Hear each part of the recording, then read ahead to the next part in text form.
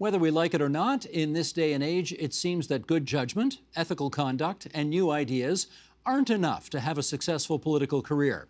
Performance skills matter a lot. Voters want politicians to be able to connect with them through television or social media. Is personally awkward behavior off-putting, and will it cost you votes? Let's explore that. And as is our custom here, we'll introduce our guests from furthest away to closest to our studio, starting in Kingston, Ontario, with Kathy Brock, Professor and Senior Fellow in the School of Policy Studies and the Department of Political Studies at Queen's University. In Bobcaygeon, Ontario, Lynn Whittam, former Queen's Park reporter, now a management consultant and professor at George Brown and Centennial Colleges. In Ontario's capital city, in the East End, former Toronto City Councillor and mayoral candidate Karen Stintz, now President and CEO of Variety, the children's charity. And in Midtown Toronto, Martin Regcon, Queen's Park columnist for the Toronto Star, and we're delighted to welcome you four back to our airwaves tonight. You've now all had a chance to see the four major party leaders on the hustings. You've seen them make announcements. We've had a couple of leaders' debates. Is there one leader in particular that you believe their performance skills are head and shoulders above everybody else's? Lynn, why don't you start us off? Hi, Steve. I think so, and I think it was demonstrated last night quite well, and that's Mike Schreiner. When you think about leadership and the qualities that one has to demonstrate in this kind of format, authenticity, empathy, and a recent study from Auckland University and the University of Calgary just a year ago indicated also a sense of collaboration and likability are the key qualities to demonstrate in a political campaign and definitely in a debate. And he did really well in that category. His empathy, that question, have you, Mr. Ford, have you talked to a nurse? Demonstrated his understanding, his ability also to show that he was collaborative just by how he reacted physically to different leaders in that split screen situation, also was very, very effective. So I would say thus far that he really is demonstrating that quality that both media and voters like to see in a leader. All right, there's one vote for the Green leader, Mike Schreiner. Karen Stintz, you've done this before. As a mayoral candidate, you've participated in these kinds of all candidates debates. So tell me, is there one leader that you've seen on the hustings so far who has impressed you more than all the others? Well, it's hard, as you know, Steve, when you're doing these kinds of debates, it's hard to get your message out. It's hard to put on a good performance. And as you know, that there is the ability for politicians to connect one-to-one, the ability for politicians to connect one to the many. And I would say that Doug Ford continues to be able to excel at connecting to the one to many. That he has a message that seems to resonate with the masses. And I would say he's also probably the most authentic to himself. He doesn't try to be overly articulate. In fact, you wonder sometimes whether he chooses the language that he does so that he can be seen to be, one of the guys. But he, I saw him last night in the debate, and he was serious at times. He was trying to be chummy at other times, and he was actually, reached across the aisle to Mike Schreiner. And so I thought he was the most able to articulate his message because he seemed to be the one that was most comfortable in the delivery of his message. Kathy Brock, in terms of performance skills, any one of them any much better than all the rest? Actually, Steve, I would have a tie between Doug Ford and Mike Schreiner. Both of them spoke well. Mike Schreiner came across as very forthright. He reacted honestly. He was frank when he answered questions. So that came across very positively. And that's what voters are looking for, someone who's real. In the same way, Doug Ford came out. He was very positive in his opening remarks. He repeated the word yes a number of times, and get it done, his slogan, but it's a slogan that seems to work. But what struck me most was when Doug Ford was asked about the pandemic, and he said it was the most challenging time of his life, and that he would never wish this on another premier, and he will ensure it never happens, ever. And he added that ever, and that was genuine. MRC, what say you? Well, I agree with everyone that Mike Schreiner was head and shoulders above the rest. He has been. It's interesting, this was his first televised provincial debate, and so in that sense, he was a rookie because he didn't have the seat before that led him onto the stage. He didn't have the seat in the legislature. But he's been leader for 13 years. People don't realize that. He's been leader as long as Andrea Horwath has been leader of the NDP. He's been leader of the Greens. And so you had a tale of two 13-year leaders, one of whom didn't seem to have the energy or the connection to viewers last night. It was interesting that Andrea Horwath talked a few times. She likes to tell that anecdote. I met Kathy on the assembly line last week. I met so-and-so at childcare. I met Eve at the school, or the nurse. And yet she wasn't actually connecting with viewers last night. Didn't have the energy, didn't have the emotion.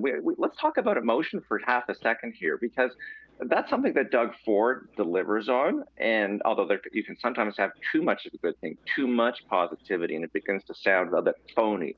I love nurses. I love educators. I love firefighters. I love first responders. At a certain point, Mike Schreiner was able to call him out on that. And do you actually talk to nurses? Do you hear what they're saying to you?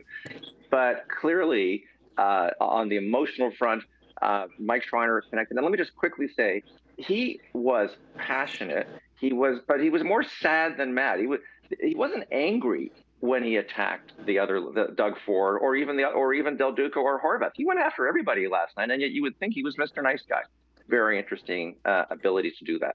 All right, we've got you all weighing in now on whose performance skills you think are the best. Let's flip over the coin and take a look at whether you think there's one of the major party leaders whose performance skills are not quite ready for prime time or as much as they should be. Okay, Kathy Brock, start us off on this round. The person who I found a bit disappointing was Andrea Horwath.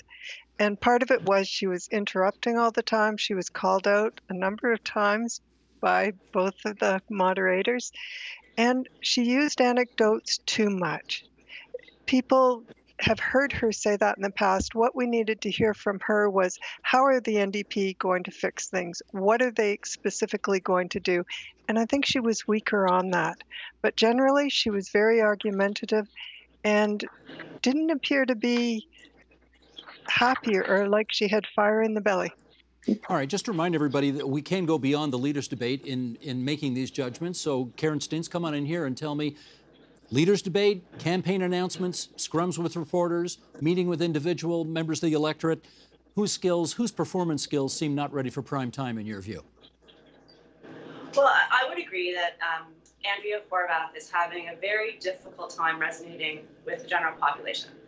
I think that she and her party are the official opposition because in the last election, there was so much discontent with the Liberal Party. But I don't know that she'll be able to hold on to the role as official opposition because fundamentally she doesn't resonate well.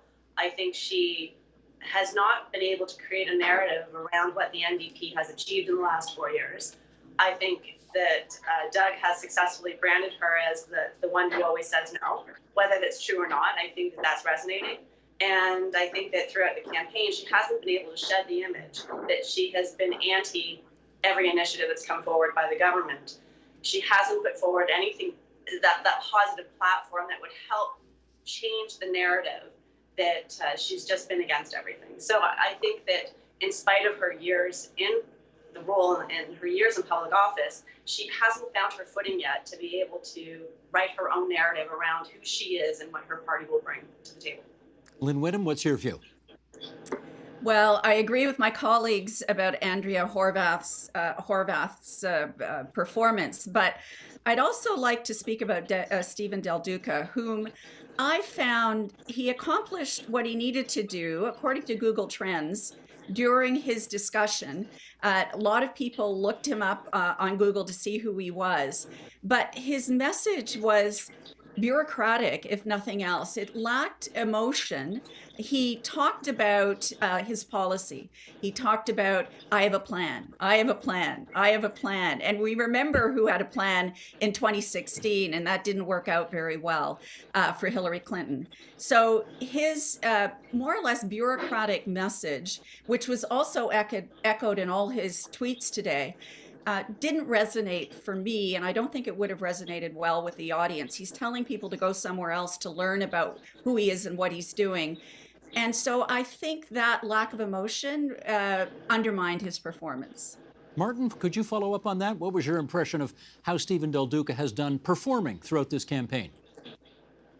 Yeah, that's a really hard one. He's brand new to this role. He's been doing months and months of debate prep to get ready for this moment, for this 90 moments. I've heard endlessly from Tories and New Democrats about their focus group testing showing that Del Duca tests not just badly but terribly, that women don't like him, that they don't like his look, his sound, his laugh, his this, his that. I don't know. I never try to, I always take that kind of report and research with a grain of salt. Focus groups depend on what the clip is and how it's framed and so on. And I also never extrapolate from myself or my friends as to how people show up on TV. So I don't know. I think he did the best that he could do with his style. He's not emotional. He scores very low on the emotional quotient. I think that's a challenge for him. So he tries to convey competence.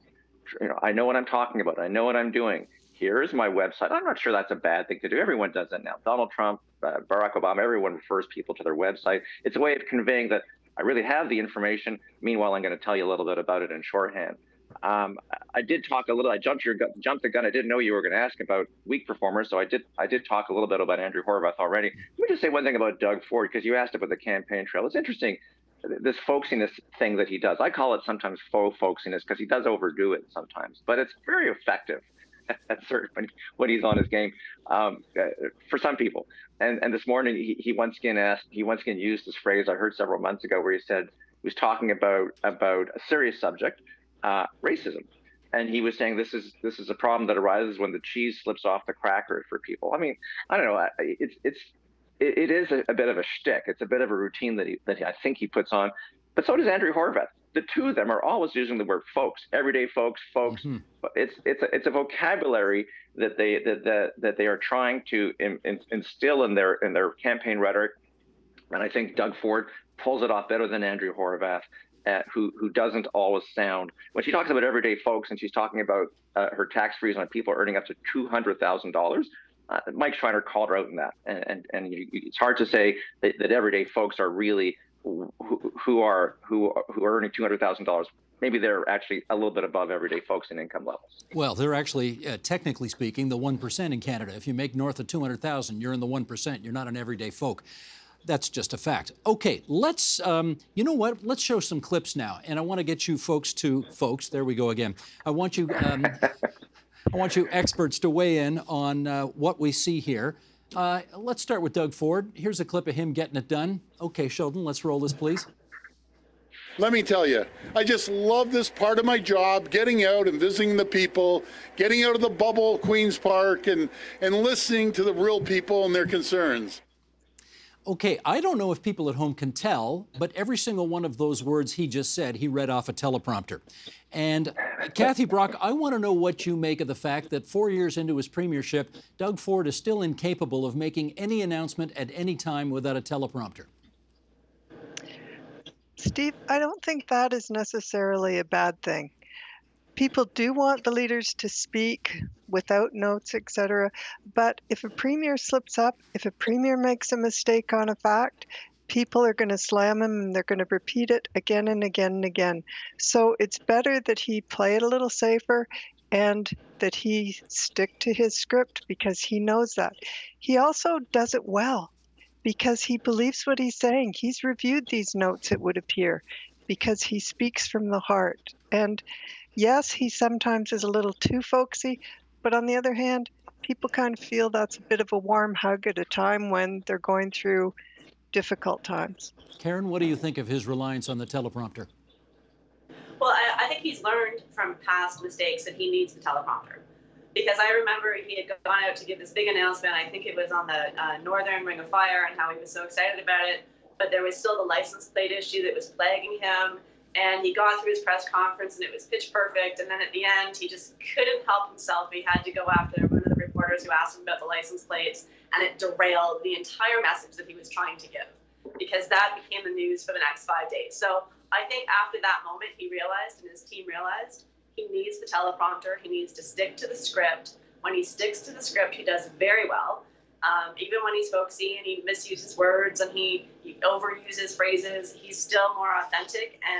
But in order for him to be effective, he needs to stay on message. He cannot go off script. Lynn Whittam, what do you say? Well, I think being able to perform with the teleprompter is a very important skill.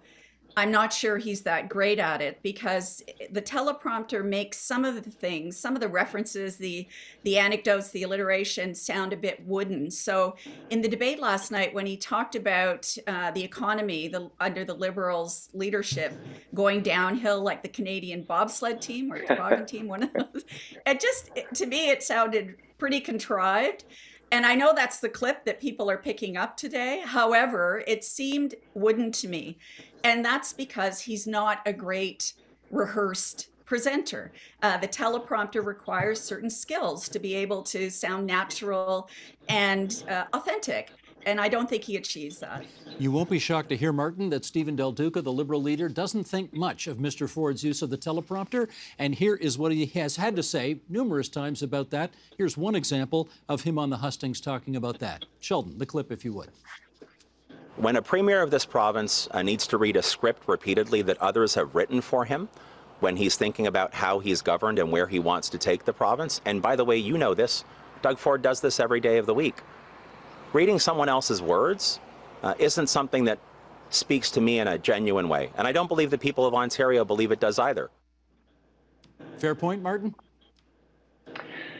Yeah, I think it's a relevant point. I don't think it's a decisive factor for folks. I think journalists find it interesting because we are scoring, we are rating, and we are trying to assess how much they believe what they're saying, how much they can think on their feet. So for us, it's an interesting indicator. I think for a formal speech to NATO or to the Bank of Canada or to economists, it's okay to have a teleprompter, to have a prepared text, by the way. But when you are, television folks use teleprompters too. What's interesting is his excessive reliance on it and the contrast between when he gives his prepared remarks to a news conference and then he goes and answers questions. So it's kind of two different Doug Fords that you're seeing. So sometimes that contrast can be jarring. There's another leader who uses a teleprompter quite a bit, not as much after 13 years as leader, and that's Andrea Horwath. I mean, I asked our team, because I can't be everywhere, I try to watch every day, but our reporters on the scene are kind of keeping a teleprompter watch. And Andrea Horwath uses a teleprompter a fair bit too, or to the point she reads from her notes almost every question that she asks in question period. I find that a little odd. I would have thought you can kind of master the material by now, or at least a question after all those years. So Del Duca is making fun of this. He's mocking this. He happens to have a pretty good memory. From what I can see, he never uses a teleprompter. It's possible the Liberal campaign can't afford a teleprompter because they are running a lean and mean campaign. But he spoke to reporters for 70 minutes when he did his campaign launch. That's a pretty long marathon news event without referring to notes. So Mike Schreiner, the same. He doesn't use notes or teleprompters. Again, probably they can't rig that up every time.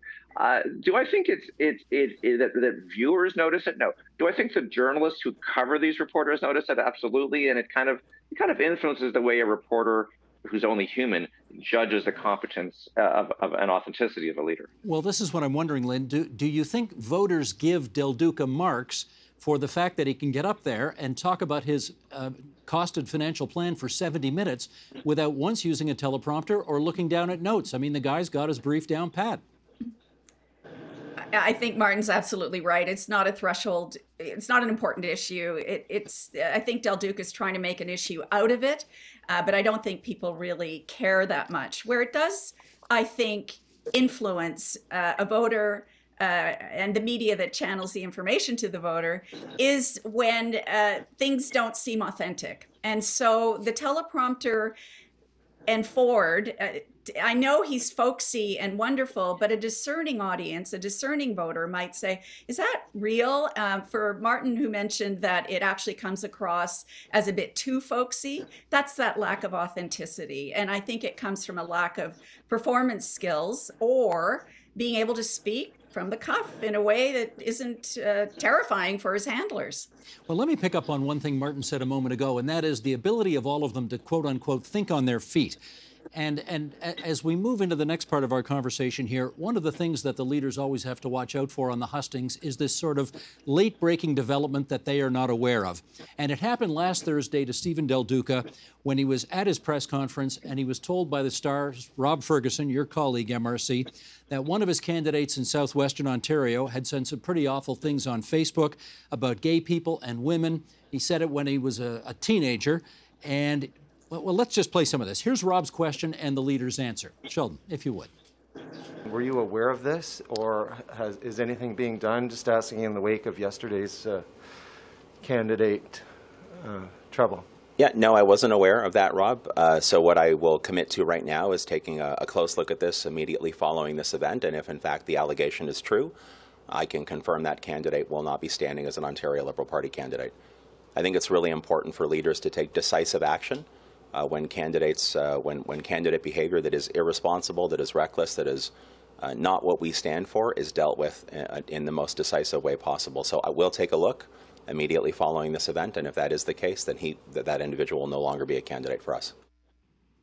Karen Stintz, I'm betting in your time running for office, you have been at press conferences where reporters have surprised you with questions about information you were unaware of.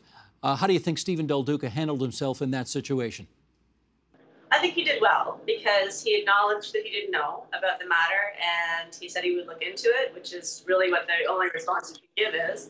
But I thought he nicely pivoted back to his values and his value statements around what he would accept or not accept in a candidate. So in that instance, I think he did quite well. Kathy Brock, what do you say? I would say he did well, Steve, because he showed leadership skills. He showed that he could make decisions, but he also showed the weakness that Stephen Del Duca has, and that is he went to the intellectual answer, the bureaucratic answer, as we've said, rather than also looking at the emotions of it and identifying with it. And we saw that during the debate last night where he just couldn't reconcile the two things, what he knows to be accurate and then how he feels. And it's that feeling that's going to catch people's imaginations, that's going to bring their support to the Liberal Party. Lynn, I don't know what you do about this. I'm trying to imagine if you were advising him. You know, Stephen Del Duca is kind of a brainy, unemotional, somewhat technocratic, but bright guy. And if the public are looking for him to be more emotional on the hustings, they're going to come away disappointed. What do you do with that if you're trying to advise him on how to perform before the cameras? Well, I think his advisors are trying to address that issue by having him reference his daughters. And I think that is an attempt to make him relatable.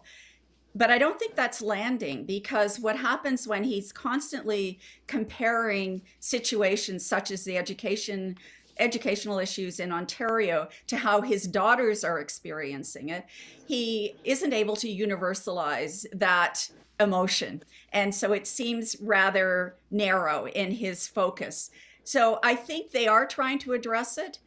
Certainly more storytelling would be helpful, more being able to identify in a broader way how people are feeling. So stealing a page from Mike Schreiner, who said that, have you talked to a nurse? And maybe if he said, in my conversations with nurses, with teachers, with those groups who have been hurt by the pandemic, I've learned this. That would help him connect more broadly with people in a way. And so that's what I would recommend. More anecdotes, more narrative, and more outreach to people and reflecting that outreach in his presentations. Okay, let's pivot to Andrea Horwath here, because she found herself in similar circumstances again this past week. And, well, here's the story. There are rumors that there's something called a 901 club in NDP circles, meaning that at 9:01 p.m. on election night, if she hasn't won or improved the NDP standing in the next Ontario legislature, she'll be out as leader. And Sabrina Nanji from the Queen's Park Observer broke this story. She's talked to New Democrats behind the scenes who believe that this is about to take place.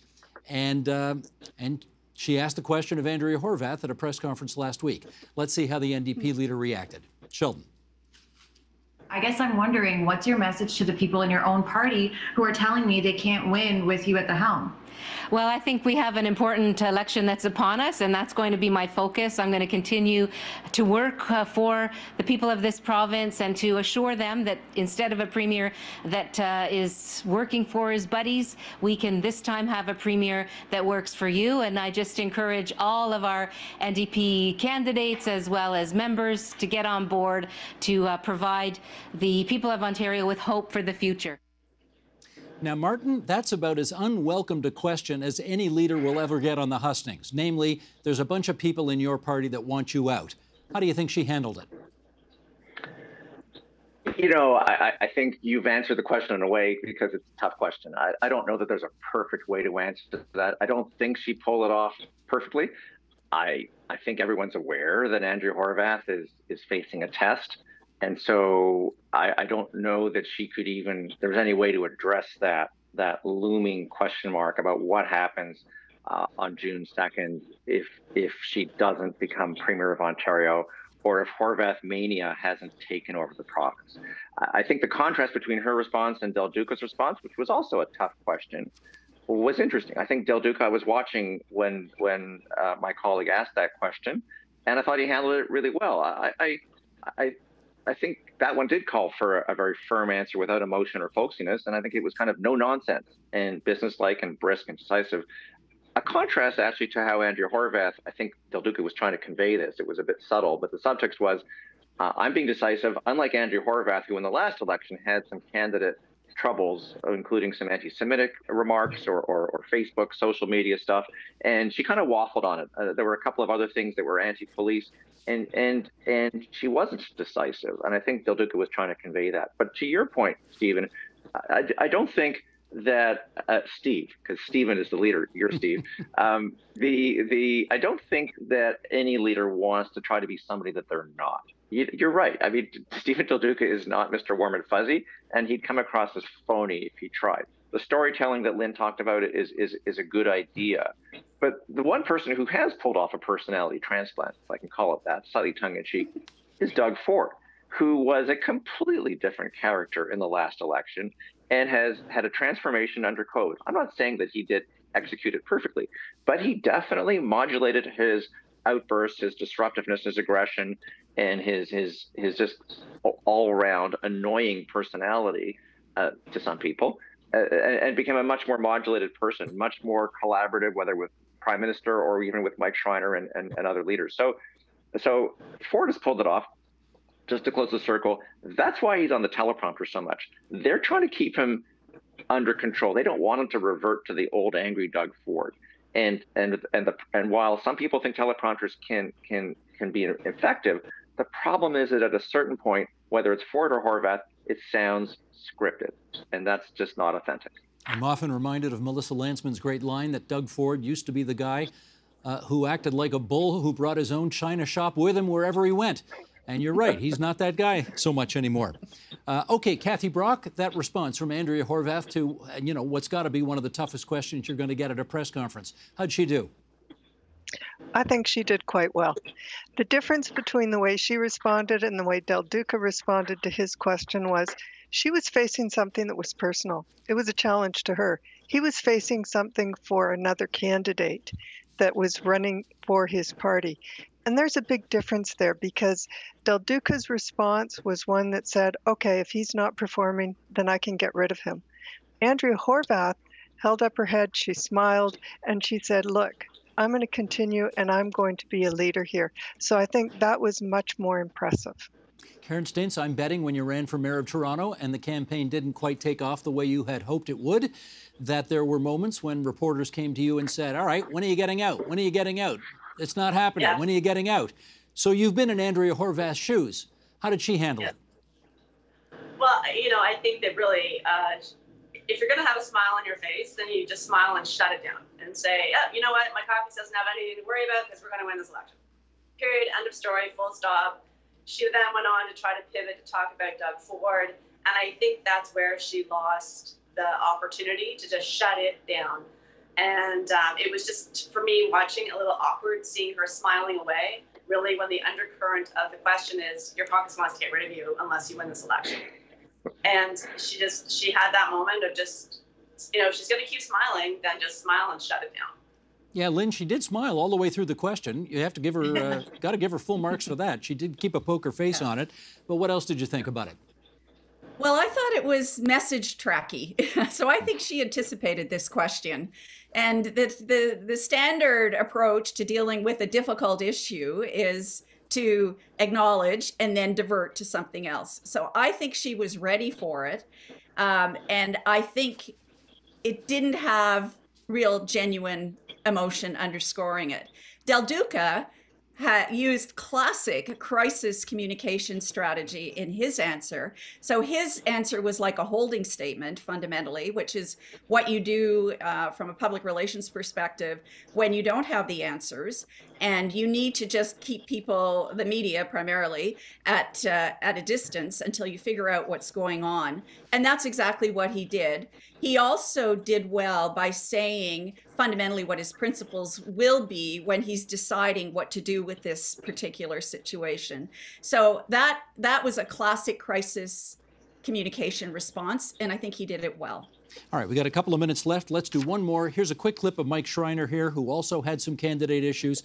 His former candidate in Davenport had to step aside because, well, there was embroiled in Middle Eastern politics going on there. So let's see that clip and then we'll come back and chat. Sheldon, if you would.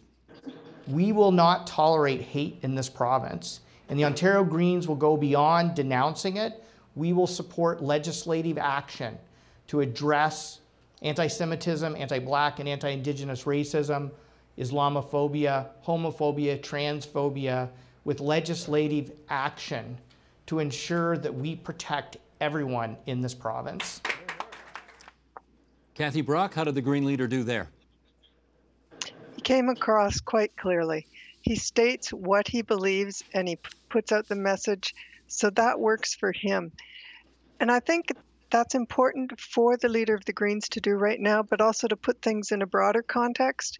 And he might have pulled back to saying, let's put this into context, let's look at the economy, and then draw it out as well. Because that's important for people to understand so they don't just think it's going to be a narrow response to this. When we look at him compared to, say, Del Duca or Horwath as well, you have to look at the question of loyalty. And Mike Schreiner is someone that you can tell he's genuine, he's going to stick by his candidates. Del Duca has a question that I think is going to come up in people's minds, and that is, he said, we'll get rid of the candidate right now. He also has distanced himself from the previous Liberal governments. So this raises a question about loyalty for voters. Is he just a leader for himself, or will he respond to everyone? That's something critical that leaders have to address early on in their political lives. Well, as we consider how well the four major party leaders have performed, let me just say, you four all performed brilliantly today for us here on TVO. So thanks to, going from top left, Karen Stintz, to top right, Martin Redcon, to bottom left, Lynn Whittam, and bottom right, Kathy Brock. Take care, everybody, and thanks for joining us on TVO tonight.